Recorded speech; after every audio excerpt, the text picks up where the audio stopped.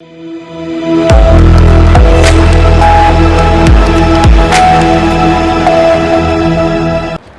स्वागत है आपका। आप देख रहे हैं सी न्यूज भारत। मैं हूं आपके साथ इशिता। खबर राजनांदगांव से है, जहां महाबोधि महाविहार मुक्ति आंदोलन के तहत आज छत्तीसगढ़ में एक ऐतिहासिक कदम उठाया गया। आंदोलन के अंतिम दिवस पर बौद्ध अनुयायियों द्वारा प्रदेश स्तरीय महारैली निकाली गई, जिसमें हजारों अनुयायी शामिल हुए। ये रैली कलेक्ट्रेट धरना स्थल से प्रारंभ होकर गुरुद्वारा चौक, मानव मंदिर, जय स्तंभ चौक, इमाम चौक होते हुए पुनः धरना स्थल पहुंची, जहां एक विशाल सभा का आयोजन किया गया।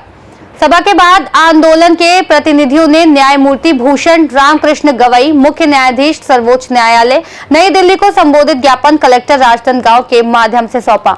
यह आंदोलन 1 जुलाई से 31 जुलाई तक चलाया गया था, जिसका आज समापन हुआ। इस आंदोलन का नेतृत्व all India Buddhist forum Bharat के राष्ट्रीय महासचिव आकाश लामा कर रहे हैं। आंदोलन के दौरान दुर्ग, भिलाई, रायपुर, खैरागढ़, चौकी, मोहला, मानपुर सहित प्रदेश के कई जिलों में लगातार गतिविधियां संचालित की गई।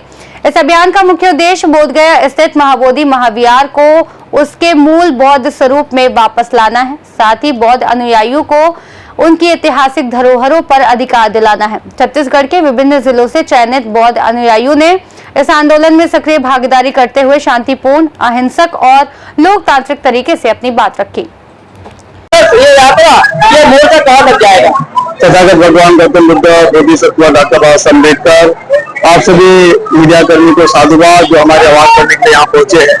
हम दिल्ली भी गए और यहाँ भी 1 महीने से हम लोग धरना कर रहे हैं और 1 महीने से शांतिपूर्ण धरना राजनांदगांव में राज्य स्तरीय धरना कर रहे हैं और 31 दिनों तक हमने शांतिपूर्ण ढंग से धरना की।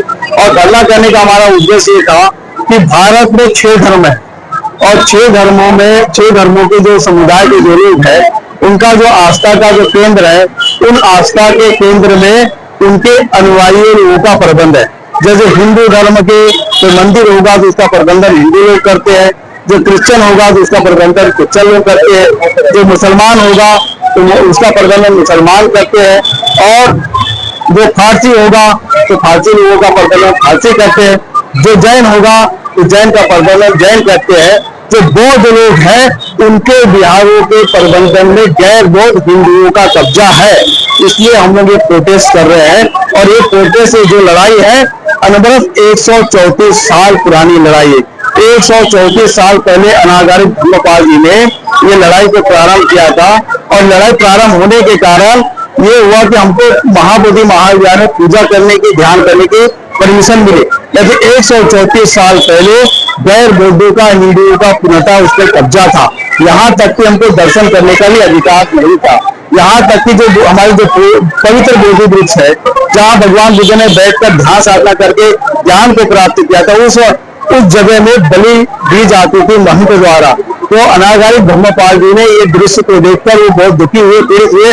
उन्होंने प्रोटेस्ट किया, विश्व के लोगों को, भारत के लोगों को जगाया, उन्होंने केस लगाया, तब जाकर 58 साल बाद विधेयक को बना। 58 साल बाद 4 बौद्धों को लिया गया। राजनांदगांव से सीनियर संवाददाता तुलसी की रिपोर्ट। इस खास रिपोर्ट में फिलहाल इतना ही। देश और दुनिया की तमाम बड़ी जानकारियों के लिए देखते रहिए सी न्यूज भारत।